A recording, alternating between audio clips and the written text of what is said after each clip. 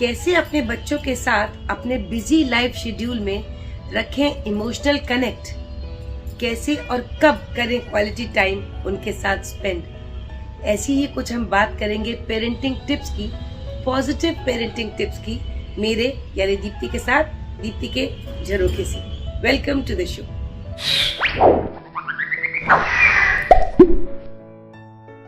आजकल के पेरेंट्स घर और बाहर के कामों में सामंजस्य बिठाने में तो कैपेबल हो गए हैं, लेकिन पेरेंटिंग के नाम पर वो लोग बहुत चिंता में पड़ जाते हैं। ये सोचते हैं कि बच्चों का लालन पालन कैसे करा जाए, जबकि वो ये भूल जाते हैं कि परवरिश कैसे की जाए इसके लिए कोई रूल नहीं है। Every child is individual, but कुछ थंब रूल्स हैं जो कि बहुत ही पावरफुल और पॉजिटिव हैं। अगर हम उनको अपना लें तो parenting is something which we will enjoy. चलिए तो जानते हैं वो 3 पावरफुल एंड पॉजिटिव टिप्स। आपको करना क्या है, बस इतना कि मेरा दिया हुआ 10 मिनट चैलेंज एक्सेप्ट करना है। एक्सेप्ट करिएगा तो कमेंट सेक्शन में जरूर बताइएगा। चैलेंज एक्सेप्टेड, तो rules are here. The most crucial time for everybody, especially a child, is the morning time, जब वो सो के सुबह उठता है।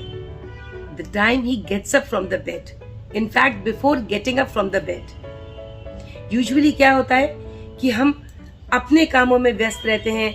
माँ चाय बना रही है, फादर अखबार पढ़ रहे हैं, या घर में खाना बनने की तैयारी हो रही है, समथिंग, और साथ साथ एक कमेंट्री चलती रहती है, उठ जाओ देर हो रही है। अब जैसे स्कूल खुलने वाले हैं, अभी तक तो ऑनलाइन रहा सब कुछ, तो भी ये एक शेड्यूल बना ही रहा कि उठो, उठता ही नहीं है, कितना बोल रहे हैं, कुंभकर्ण है। इस तरह के जो हम उनको टैग्स लगाते हैं, लेबल्स देते हैं, उससे उस बच्चे का दिन शुरू होने से पहले ही खराब हो जाता है। ये तो आपके और हमारे साथ भी है ना। The moment we step in the office, जाते ही अगर हमारे बॉस का मुंह चढ़ा हुआ है, हमें देख के उसने गंदा सा मुंह बना दिया, so the whole day is spoiled. लगता है यार आज छुट्टी ले लेते हैं। Same is the case with the children. तो हमें करना क्या है, जब हम चाहते हैं कि वो 7 बजे उठे, तो 6:45 बजे आप उसके पास जाएं, उसके सोने वाले बेड में जहां वो सो रहा है उसके पास लेट जाएं, उसको अपने से चिपका लें, उसके माथे पर हाथ फिराएं, उसकी पीठ पर हाथ फिराएं और 2-4 मिनट तक चुप रहें। बस उसको प्यार करें। जब वो थोड़ा सा कुलबुलाए तब उसको बोल दें कि बेटा उठो, अब तो टाइम हो रहा है, तुम्हारी क्लासेस हैं, या तुम्हें स्कूल जाने के लिए तैयार होना है, या तुमको या मुझे भी जाना है। आप ये उसको बता सकते हैं। और देखो चाय मैं बनाऊंगी, तुम्हारा दूध भी तैयार हो रहा है, आ जाओ फटाफट। तो जो 10 मिनट तक आप चिल्लाते रहे थे उसके ऊपर, आपने ब्लास्ट करते रहे थे नेगेटिव वर्ड्स की, वो नहीं होगा। और उससे वो जो ढीठ हो रहा है वो भी नहीं होगा। होगा क्या, उसके चेहरे पर एक प्यारी सी प्यार भरी मुस्कान आएगी। उसको माँ का सुबह सुबह का चुंबन मिल जाए, अगर पिता का उसका स्पर्श मिल जाए, तो उसे और क्या चाहिए। But dear parents, mind it, ये मैं बहुत छोटे बच्चों के लिए नहीं कह रही। This is till the age of 21 या एटलीस्ट 18। जब तक बच्चे हमारे साथ रहते हैं तब तक हमें लगता है कि बच्चे बड़े हो गए, पर ऐसा नहीं है। माँ बाप का प्यार और दुलार उनको हर स्टेज पर चाहिए। ऑफ कोर्स डिग्री और इंटेंसिटी चेंज होती रहती है, and the methods also change. तो the first thing is that उठाने से 2 मिनट पहले या 3 मिनट पहले आप उसके पास जाएं, उससे चिपट करके उसके पास लेट जाएं और धीरे धीरे उससे प्यार करके उसको फ्रेश करें and ask him to get up. And you will see within a week's time he will wait for you to come। वो सोचता रहेगा लेटा लेटा कि कब मेरी माँ मेरे पास आएगी और मुझे उसी तरह से दुलार और प्यार करेगी, और फिर मैं उठ जाऊंगा। This was point number 1, challenge number 1। So dear parents, this is the challenge for the parents for parenting। और इस फर्स्ट टिप के 2 फायदे हैं।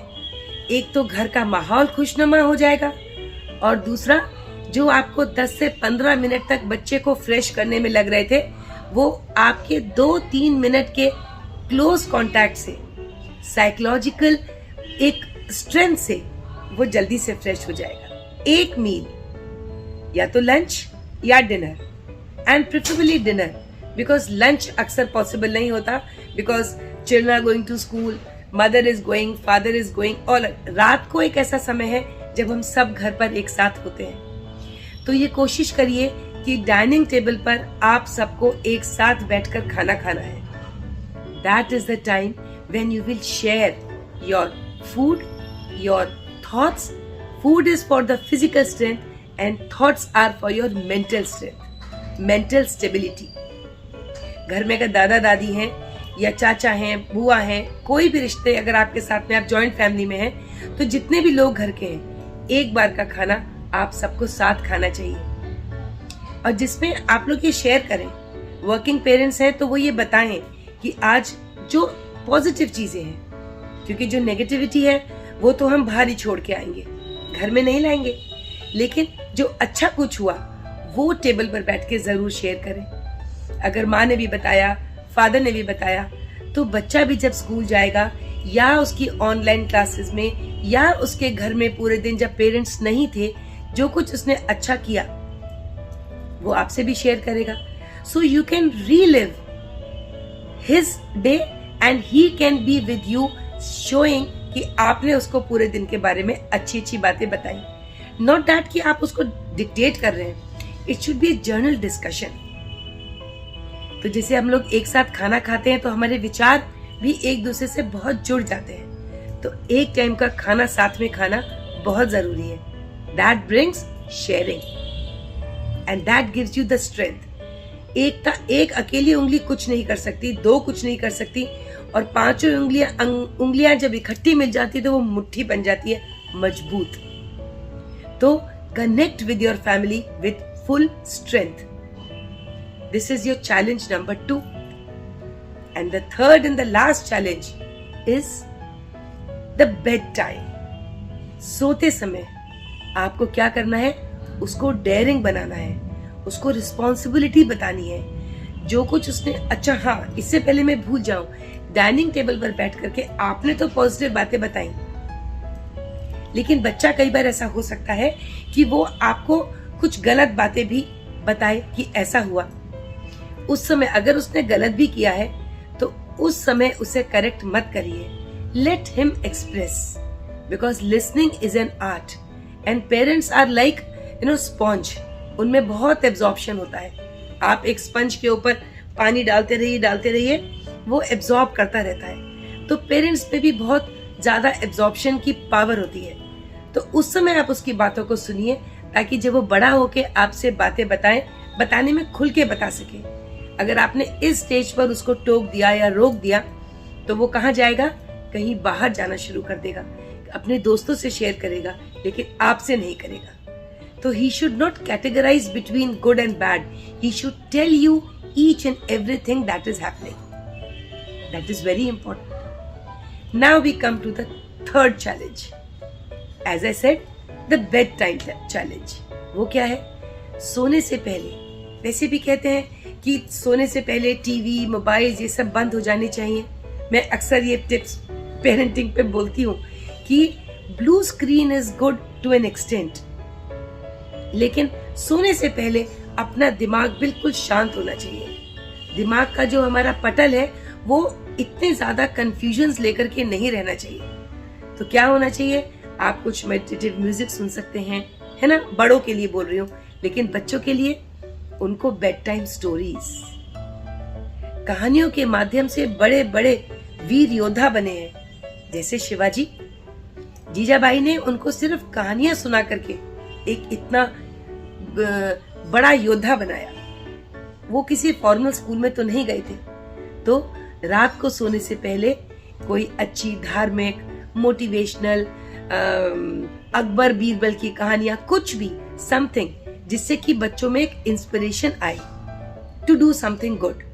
ये तो छोटे बच्चे हैं, लेकिन अगर आपके बच्चे बड़े हैं, टीनेजर्स हैं, तो आप उनको कितनी महान लोगों की कोई जीवनी में से कोई वृतांत सुना सकते हैं, या किसी सक्सेसफुल आदमी के बारे में उसके बता सकते हैं। Something, some good feed to your brain, ताकि जब आप इसी को सोच के सोएंगे तो इमेजिनेशन में you can also start thinking कि मैं भी इतना बड़ा इंसान बन सकता हूँ, बनूंगा। जो वैल्यूज आप अपने बच्चे में चाहते हैं, जो गर्भ संस्कार से शुरू हो जाती हैं, वो बच्चे के 21 साल के होने तक माँ बाप उसमें डाल सकते हैं। उसके बाद में he is a full grown adult. लेकिन आपकी रूट्स इतनी स्ट्रांग उस बच्चे में हो जाती हैं कि he can face any challenge, because life में अप्स एंड डाउन्स तो आते रहेंगे।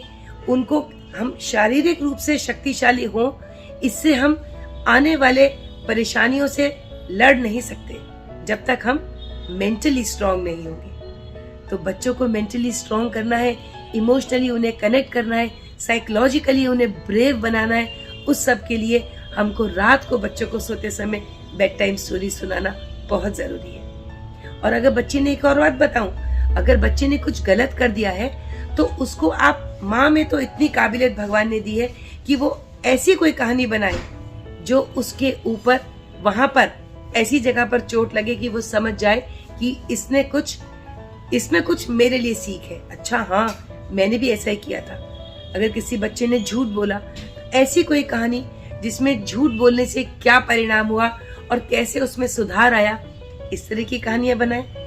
और जब आप अच्छी अच्छी कहानियां लिखने लगेंगे तो मुझे भी भेजिएगा, फिर मैं उनको अपने चैनल पर सुना भी सकती हूँ।